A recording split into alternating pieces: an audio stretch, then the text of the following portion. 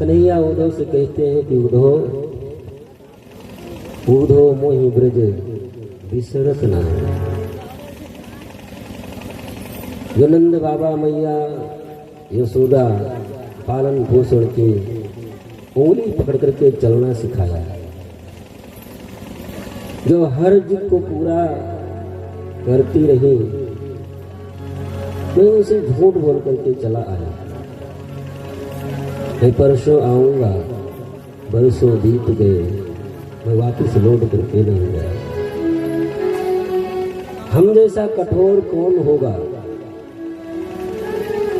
कि जिन बछड़ों को मैं चराने के लिए जब जाता था, बंसी बजाता था, वो बछड़े हमारी तरफ एक टक देखा करते थे, और जब बंसी बजाना मैं बंद करता था, बेचारे लगता था कि यूँ कहते हैं कि कन्हैया बंसी बजाना क्यों छोड़ दी। जो ग्वाल वाल गोपियां, वहां के पशु पक्षी अपना सर्वस्व मानते थे, उनको मैं छोड़ करके चला आया। उद्धव, मैं तुमसे निवेदन करता हूं, तुम गुरु बृहस्पति के शिष्य हो, ज्ञानी हो, अपने ज्ञान के द्वारा उनके हृदय से हमारे प्रति जो प्रेम है वो निकाल दो। वो हमको याद करना बंद कर देंगे, हम उनकी याद हमको ही नहीं आएगी। उद्धव ने कहा कि ये तो चुटकी बजाने का काम है, मैं जाऊंगा और अपने ज्ञान गंगा के द्वारा उनके हृदय में जो आपके प्रति ये दिखावे का प्रेम जो है मैं निकाल करके आऊंगा। सुबह हुई और उद्धव जी जब चलने के लिए तैयार हुए, भगवान कृष्ण ने कहा कि उद्धव तुम वृंदावन जा तो रहे हो, लेकिन वहां की गोपियां, गोप, बाल बाल ब्रजवासी वो हमारे सिवा और किसी से मिलना और बात करना पसंद नहीं करेंगे, इसलिए तुम हमारे ही रथ को लेकर के जाओ और हमारी जो काली कमली है साथ में लेकर के जाओ, जिससे उन लोगों को ये लगे कि कन्हैया के भेजे हुए कोई मित्र उनके मित्र ही होंगे, तो हो सकता है तुम्हारे पास वो ग्वाल वाल आए, वो आपसे मिल सके। जो उद्धव कहे थे कि मैं सुबह जा रहा हूं, शाम तक वापिस लौट करके आऊंगा, वो उद्धव जब वृंदावन में आए और ग्वाल वाल गोपियों के हृदय में भगवान कृष्ण के प्रति अगाध प्रेम जब देखे कि कण कण में वो कन्हैया को मानते हैं, कण कण में जब कृष्ण का दर्शन उद्धव को उन गोपियों ने कराया कि कन्हैया हम लोगों से दूर थोड़ी न है। यदि कन्हैया से मिलने के लिए मैं रोती होती तो वृंदावन से मथुरा कहीं बहुत दूर नहीं है। हम लोग चाहते तो दिन में 10 बार जाकर के कन्हैया से मिल करके 10 बार वापस लौट करके आते, लेकिन जो वियोग में जो सुख की अनुभूति होती है, जो आनंद आता है उद्धव, तो मिलने पर नहीं।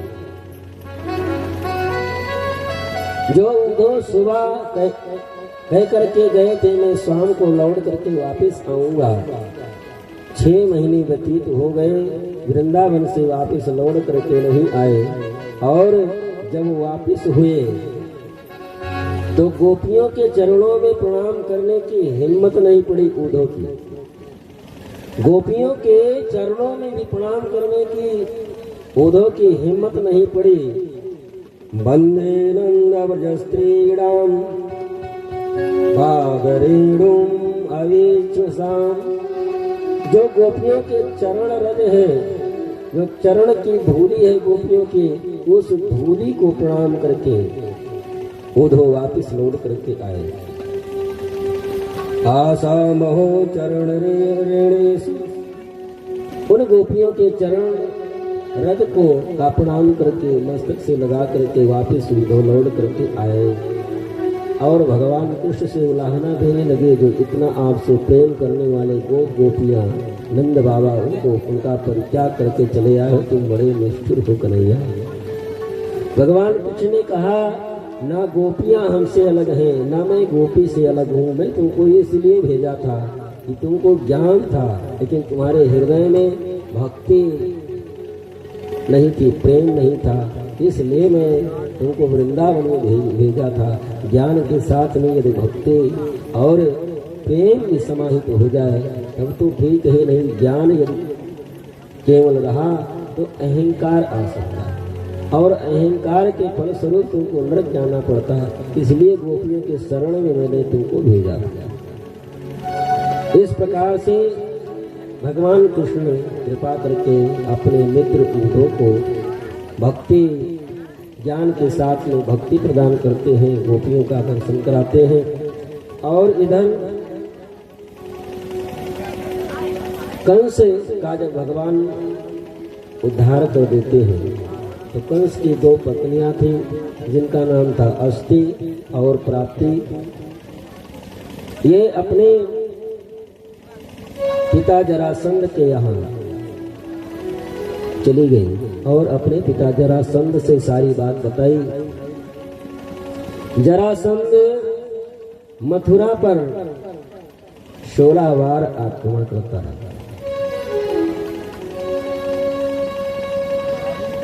मथुरा पर 16 बार आक्रमण करता है, 16 बार पराजित होता है।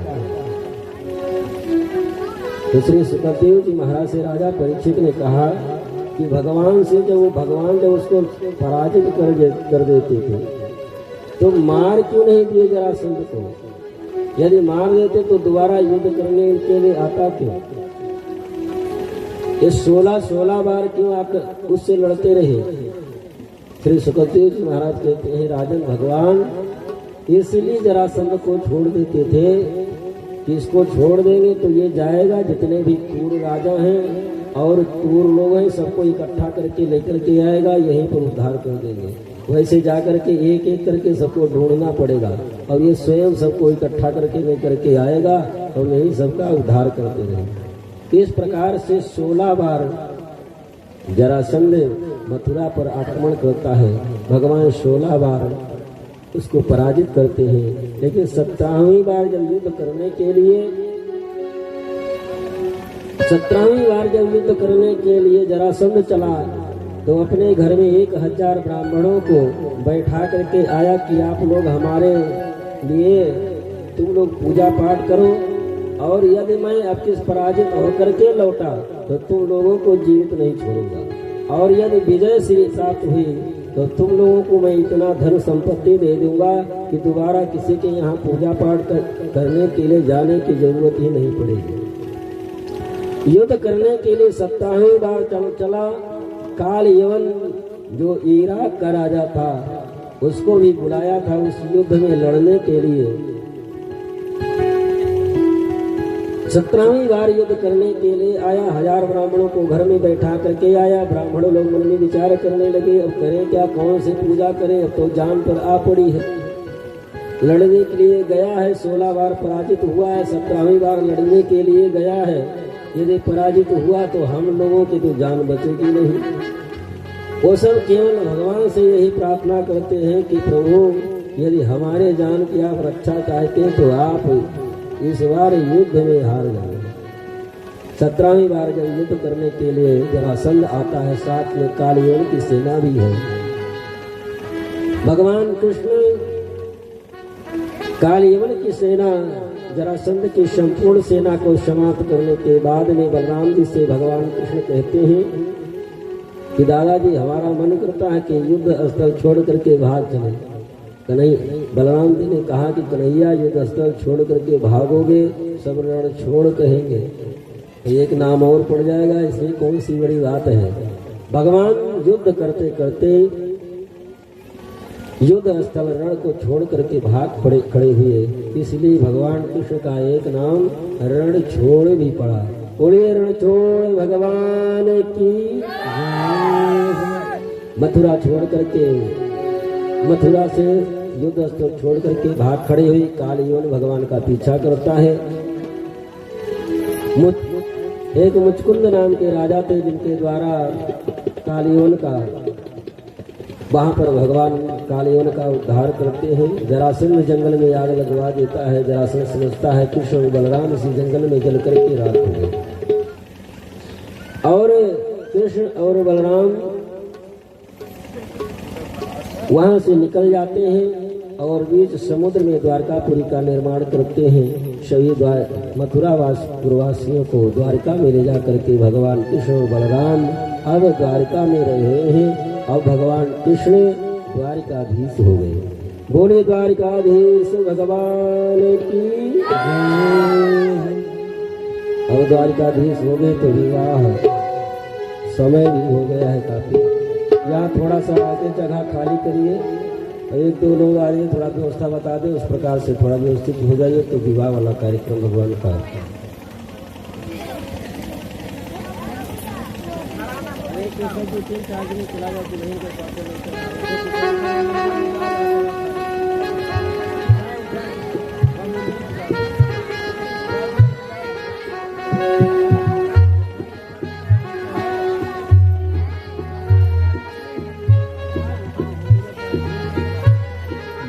हरे लाल की जय। आप लोग पिछड़ जाइए, थोड़ा पीछे। बाकी पीछे हटिए, उधर थोड़ा पीछे हटिए, इधर जगह खाली कर दी थोड़ा सा। भैया सब पीछे थोड़ा थोड़ा, चार चार या चाहे जितना पीछे हो वो जगह हो।